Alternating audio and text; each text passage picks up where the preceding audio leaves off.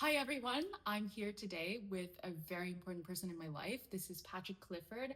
He's been my mentor and my teacher since I was 13 years old, and now we've become lifelong friends and colleagues now. Patrick's had an amazing career as a violinist, as a pedagogue, and he's recently founded a new organization, Casa Stringendo. What does it mean to you, and how did it get started?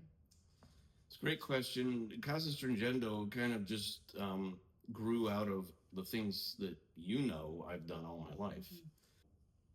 I ended up retiring from the university, Palm Beach Atlantic University, where I was for 25 years, and wasn't planning on retiring, but didn't want to be. I wanted my own schedule, really, and to do the things that I was never able to do while I was teaching and running departments and that sort of thing. And also I'm just interested in the sale of instruments, but helping people find instruments. So those three aspects of Casa Stringendo really came together naturally. Just it's always been there in my life. Stringendo's been our name for a long time, right? Stringendo School for Strings. We've done that since 2000. So, and that word stringendo is to push forward and to, with energy to go forward, to move forward. And so that means a lot. I just knew I was going to, in some form or fashion, do all the things I'd been doing, but do the parts of it that I love doing. So that's kind of how it happened. It's been going all along, but this kind of brought it together. That's so exciting. And I think it's just so amazing that we have all of these organizations under one roof. It was such an honor for me when you asked me to be the director of Concierto Stringendo, our concert series. Performing is really sharing. You have a love for the violin, you have a love for classical music. The best way I describe it lately is that I'm just craving it. There's a lot of times that, we have things that might be upsetting us, or we're struggling with certain things, or we have joy for something. And what do? If I'm sad, I play sad music. Yeah. That sounds a little counterintuitive because you would think, well, I should cheer up. But that's not what it is. It's you're working through those emotions. I guess we're emotional beings, and being able to express those emotions through those instruments is integral to what we are as a person. That is a performance aspect that has to be shared. Yeah. And it has to be shared, and we share it through teaching how to perform, how to learn, how to teach, how to all those things. But then we also just share it in general with an audience who connects with those. I tell my students, it's right to want a standing ovation. Yes. It seems like that's an egotistical thing, but what is a standing ovation? It's the audience approving and agreeing that they connected with your emotions so deeply that they couldn't help themselves. It's not a selfish thing. It's a approval that you were effective in sharing that emotion with the audience. What I just love about what you've touched on is this desire that I think all of us have as human beings, to be seen. At this time, if you'd like to experience that, we really want to invite you to our inaugural concert on Friday, January 30th at the Good Shepherd Episcopal Church in Tequesta. We're really excited about this program. We've got a lot of great artists coming in. Our in-house Casa Stringendo artists are coming in. We're including the ticket link below in the description. I'm wondering how, in an increasingly disconnected world, we foster community and connection through music. It's kind of strange because we say the world's more connected than it's ever been. And in a way it is, because you have the internet, you can speak with people immediately, see people immediately across the world. Yeah. But it's all through, we're little siloed people. Yeah. I've known this for a long time, but I was thinking, what is the difference? And all of a sudden it was like, I understood that all of this sound is coming at me through a speaker. Also, it's physics. Our ear hears a vibration. It's a real vibration. Yeah. And it goes into our body and actually affects us physically, not just emotionally, but physically. Yeah. And then it goes through in our spirit and our soul and all of those things. So when you're together, that's happening. I'm not so sure it's happening. It might be happening some Mm-hmm. through the other mediums, and we're grateful for those because they're things. For example, students, Yeah. they don't have to drive a half an hour like I did and fumble through some music records, put them on and listen to them. Being in the presence of someone is very different than just being online with them. Yeah. And we are making a recording, and people are going to watch it online, but we're also asking to come out in person to the concert and experience, and that's what we want, what we really are offering and really driving for. Yeah, exactly. And I think that there's nothing like the spontaneity that happens in person. There's so many times in my life where, and that's also why I wanted to make this talk show, where I've decided kind of on the fly to ask somebody an insane question. And it's remarkable the healing that happens in that moment, because sometimes I'll be in a conversation with someone and they'll say, well, it's the first time in a long time I felt seen. It's all about, bringing people out there and building something together. I want people to feel ownership of this series. It's not just our series or my series, but you know, it's everyone's series. The Esterhazys were supporters of music, and they hired an orchestra. You could be in there. That was the first professional, maybe not the first, but one of the first. And so this is how they actually heard music. Yeah. It had to be live. Yeah. And some of them wanted to play music. So Haydn wrote quartets. That's the beginning of the string quartet, because they wanted to sit in with Haydn and play, and Mozart would sit in. How is that different than what we're actually doing right now? Somebody can buy a ticket and be a supporter and have a relationship with our performers. And in a way, they're part owner. Yes.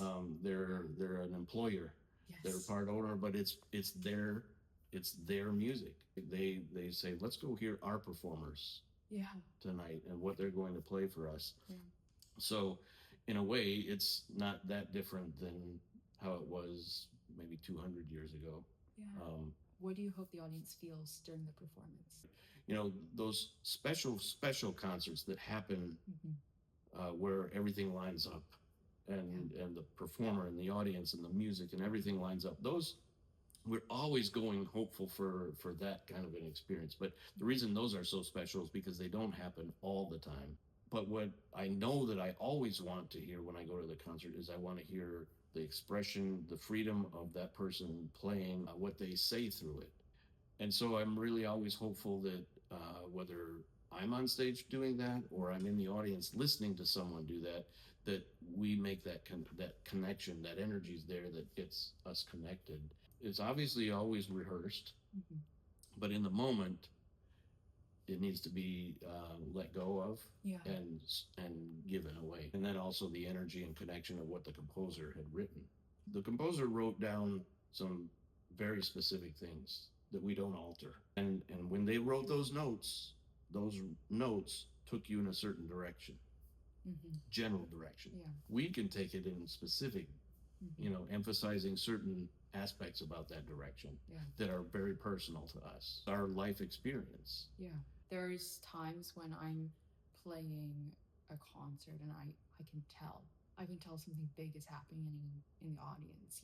I was recently playing a concert, and at the end, a woman came up to me. I hadn't met her before, and she said, I normally don't do this, but I had to talk to you because I just lost my husband, and this was the first time that I felt happy. It was powerful. There's something about music that's really, as you were saying, it's this vibrations, it's that resonance. We experience it in our mind and in our spirit, because it gives us a feeling and emotion, but it actually is doing something physical as well, because it is, we can't see the vibrations, but it is happening. I'm also curious, not only are you an incredible teacher and musician, you're an amazing businessman and entrepreneur. Were you born with these skills? Did you develop them? How did you develop them? If you do something that energizes you, you won't, you'll always be energized. Energy kind of multiplies. For me, I do think I was always kind of that way. Sales really are asking about a bunch of questions. Mm-hmm. What are your needs? What are your desires? What are your hopes and dreams? Yeah. And you find out about that person, and then you whatever it is that you might be offering or have to offer to someone, then maybe they don't need it at that moment. Mm-hmm. They will at some point in their life, but maybe. And so an ethical person would say, okay, well, that's maybe not the right thing at the right time. It's not a fit. But many times you'll discover together, oh, that would be a helpful thing. I would need that, or I am interested in that. I would like to try that. But it's something that you discover together, and then you end up shaking hands and both being happy and both gaining something positive. We're selling an experience of that's very enriching to somebody, and when they come and then they experience that, they will be so glad that they took some of their hard-earned money and paid for that and came. And usually when I spend my money on a concert, I don't think of that as I've lost some money. Maybe initially because my bank account's a little bit lower, but what I gained from that was far outweighed the ticket price. And not just in music and my own personal experience, but the relationships that happened from all of that. And I think the strawberries that I sold when I was 10 years old, because I would go pick them and pay to pick them, and then I guess you could call it arbitrage, but then I would sell them for more than I picked them, and that's how I would make money in the summer, or lots of little things like that. I just found that fun. We'd stand out on our roadside strawberry. We did not grow the strawberries. I went and picked them from somebody else who did, and you could go buy theirs a little cheaper, but you had to drive farther away. So I guess I was a middleman a little bit, but that was also free enterprise. Wow. You were 10. Something like that, yeah. I tried even picking up some acorns and selling them at school, but that didn't go over too well. I think that's part of it. You got to try the things. When I was 6, that was my first sales experience at age 6. That's incredible. I love that you had a vision of what you wanted to do, and visions change, they evolve, but your basic mission has been. I mean, correct me if I'm wrong. I feel like you've had a very strong sense of a mission and a purpose in your life. Even if I've left it, it's never left for long. Yeah. So music has always been a part of that. Also, belief that God has a purpose for me to do something, and seeking out what is that purpose. And He's also given us skills and abilities, and for that purpose, to be used for that purpose, for the good of His kingdom and for His purpose. That's a deeper motivator. I'm curious, how has your faith impacted your music and your teaching? Even in maybe high school. Mm-hmm. No, for sure high school. At my level of understanding, that it starts way back there. Mm-hmm. Oh, well, that's pretty important. That's amazing. He through His Son offered salvation. Mm-hmm. Because He wanted to. Yeah. Because we needed it, and He wanted to, and we're His creation, and He wanted us to be with Him. So that's the first of it. But then we go through life, deepening that, and go through maybe highs and lows, and go away and come back, and I feel like whatever it is that God gives us to do, it's from that perspective, not the one that, well, this is just what I do, and I'm going to do it because I'm either making money at it, or it's something to keep me busy, or I enjoy doing it. Those are all fine reasons, but that's not, again, it's not a deeper purpose. It's not a eternal purpose. It's always with that purpose of that He's my main audience, but He's also wanting me to share that with others. And a long time ago, when I got my violin, the violin that I've had for 40 years, I named it the Prophet. Wow. And the Prophet is not because I'm speaking through it, but because God's speaking through it. Wow. Because a prophet is speaking God's words. I felt like that's the voice, that's his voice, that's my voice, but it's his words and his thoughts and his feelings and his message. Wow. That's maybe the best way to put it. His message, because we don't have words many times. I'm not going to sing, and they don't want me to sing. So the message is without words, but it comes through, and we understand that message at whatever level. That's the perspective that I feel. You know, your sense of generosity is so incredible, because I think there's so many ways to be generous. We can be, of course, generous with our money, we can be generous with our time, but you are sharing something that is so integral to who you are in front of hundreds of people. You know, it's a vulnerable thing. It can be very hard at times because, and it can take a lot of energy just getting ready to do that. And those times where that much energy is lining up and being going through and being transferred are rare. Yeah. I'm sure you've experienced where you felt like you're playing your absolute best and the clapping was tepid. Yes. No, it was just man. thank you. And then there are other things other concerts where you felt I'm not connecting, I'm not feeling right, and I'm struggling here, and it's all I can do to keep focused, and then the standing ovation happens. You're like, how in the world does weird. that happen? Yeah. I don't know the answer to that. Probably any performer experiences that, and when it happens, that's what we strive for every time. The other thing too is it could move just one person in the audience deeply. Yeah. Even recently, I was playing a recital and I thought, oh my goodness, this is not going well. I also made a few jokes during my introductions. I paused for the last, no one laughed. And I was like, okay, you know what I'm going to do? I'm going to double down. I'm going to tell another joke. No one laughed. And I told a third joke and one person laughed. And I was like, this is horrible. This is insane. This is as if I went to an open mic and I did stand-up comedy and they booed. Yeah. So I mean, no one was booing, thankfully. So then I played the concert and the claps were just, I was just like, oh man, I actually thought we were actually playing pretty well. I was telling Bea, my pianist, I was like, Bea, I just feel like they hate it. And at the end of the concert, people came up to me and they were crying. And I was thinking, wow, I had no idea they actually felt this. And I was getting emails that next week. Thank you so much for the concert. It's going to live in my heart forever. I was shocked because in the moment it felt so terrible. It's interesting how that's perspective of playing and what someone is receiving can be so different.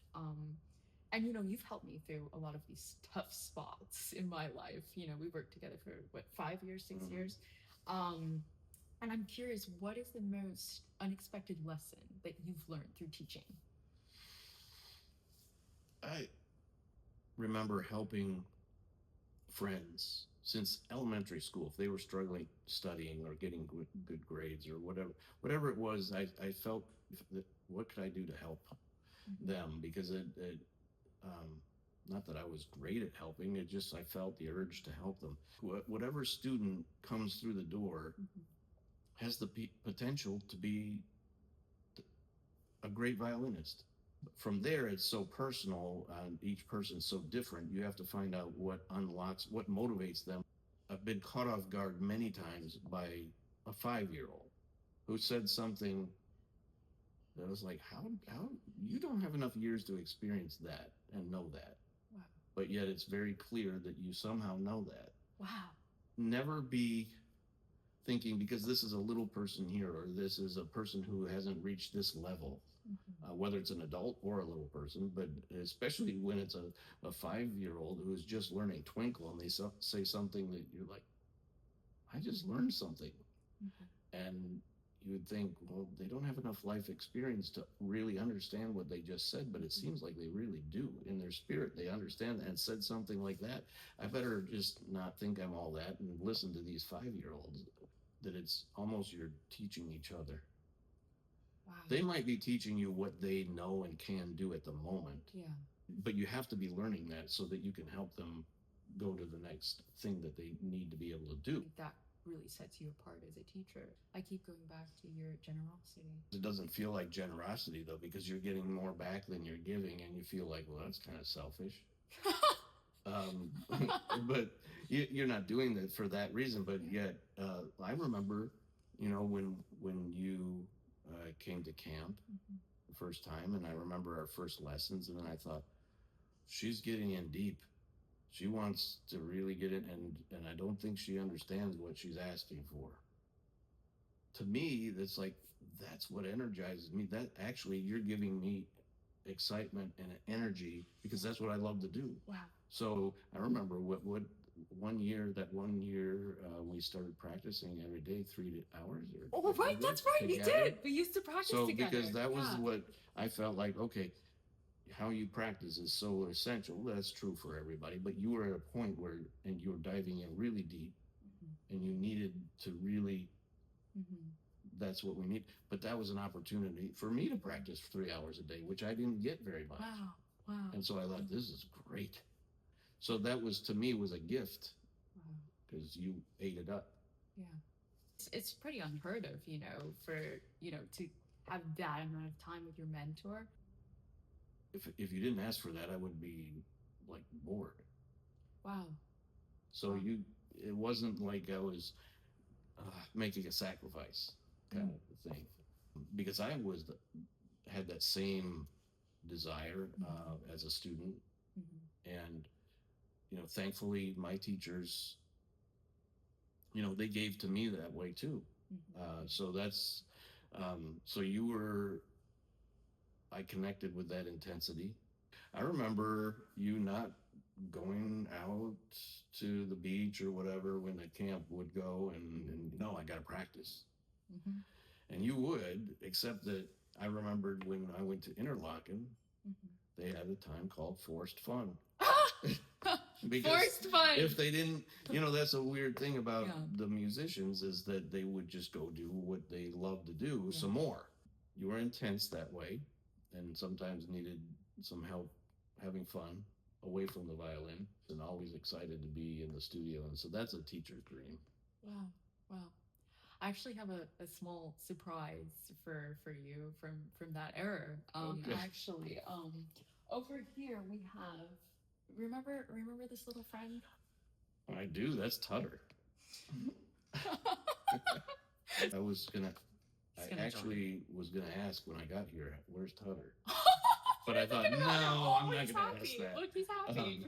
But I don't remember exactly.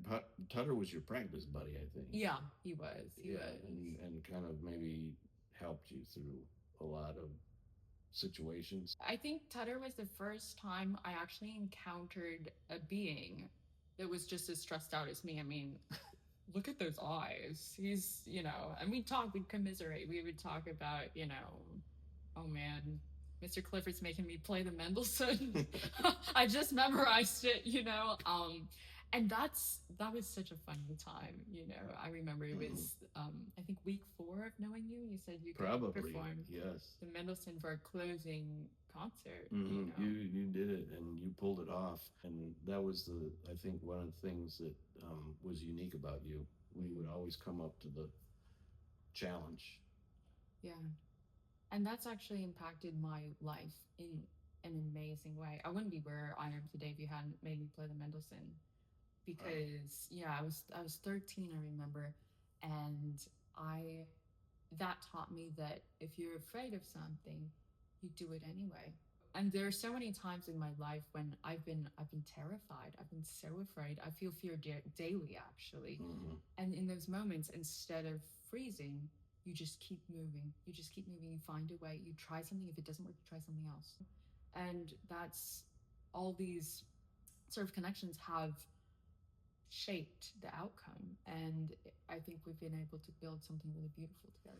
Well, what you just described is kind of the entrepreneurial spirit, because being an entrepreneur is terrifying. This is the moment of truth, and the reward is more meaningful. I knew you had that, so that you would fit as the executive and artistic director for Concierto Stringendo. And at this stage, what I'm doing more now is, I guess, president or CEO, where I'm delegating that to either former students or colleagues that I know have those capabilities and qualities, and then I'm using my years of experience to be able to support that. I will have to say that I have to always remind myself that I'm the supporter. I'm not the one that's doing it anymore as much. I do a lot, but I tend to be the doer and the builder. And so I catch myself, no, I need to let Liana do that. I can maybe be a sounding board and say, well, my experience is I've tried that and I failed miserably every time. So maybe you want to do this or come and, that kind of, my dad, who was a physician, said, well, how's he going to make a living? In music? A friend of mine who in the Atlanta Symphony has told me that audience members say, well, so what do you do for a real job? Oh, man.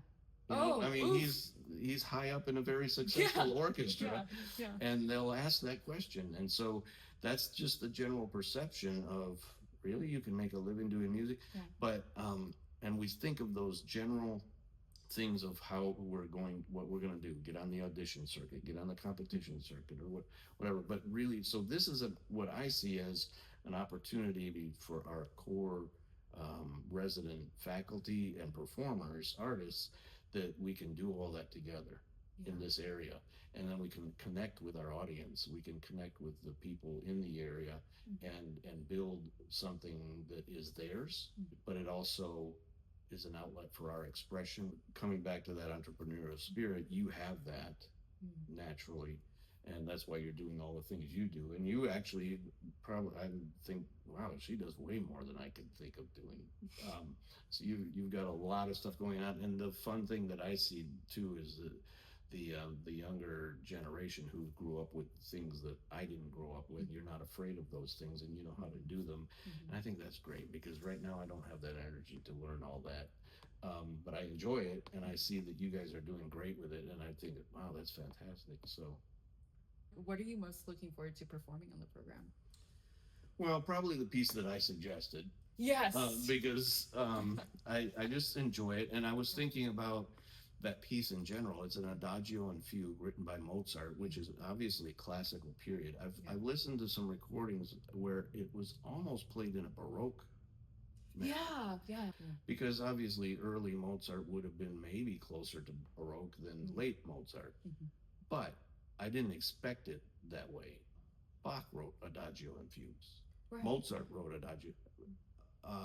That's two different time periods, Baroque and then classical, and then we have romantic adagio and fugues.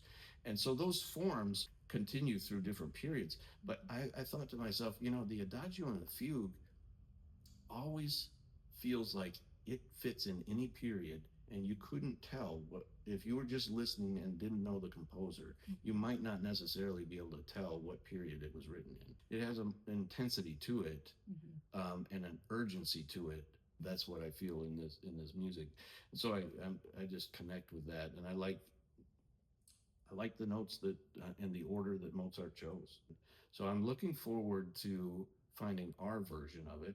That especially in chamber music, that's what we get to do more of than, say, a symphonic version. I love that, because we are all the conductor. We are all, it's a communal interpretation, which I think is always so beautiful. And when you get more people in on that, it's just more ideas, more creativity. Is there something about you that you wish more people knew about?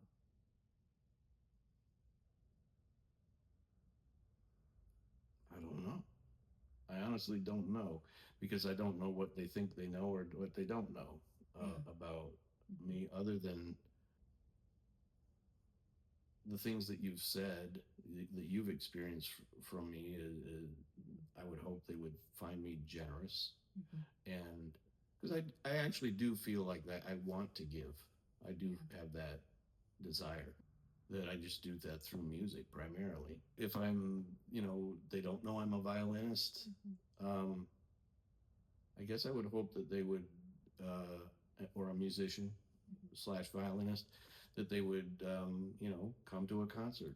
They're experiencing way more than me and learning about me. They're hearing music, they're hearing classical music, they're hearing a message because that actually is a window, maybe the most transparent or vulnerable, like you said, window into somebody.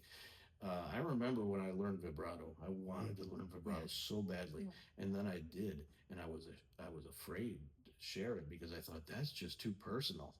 Except that I used it one time in the backyard. I was playing my violin out in the backyard. I was young, and the backyard neighbors came over and they said, "Oh, we really like those. You know, it's times you got louder and softer, and that how you wobble your hand." And then I said, "Oh, don't tell my teacher. I'm not supposed to do that yet." So I remember that scenario, but a lot of times when I did the vibrato, I was like, "Oh, that's too personal to share." One time I was heckled by a audience member. You're opening yourself up to somebody not liking how you feel about it. And that's really personal because you're like, well, that's how I am and who I am. And they're seeing you and hearing you and learning about you, experiencing that. That is such a way to know us as artists on a more intimate level. It's what we play. It's what we say without words. Well, thank you so much for coming on the Thank show. you, Liana. This has been amazing, and I've known you for what? How many years? We won't say how many years, but it's remarkable to be able to get to know you on a deeper level through this conversation, and we're looking forward to getting to know all of you as well. Watching the video. Come out on January 30th to hear our inaugural concert. But if you can't make the January concert, we also on the website have our full season announcement. So we'll see you all soon. Yeah. Thanks for tuning in. Thank you.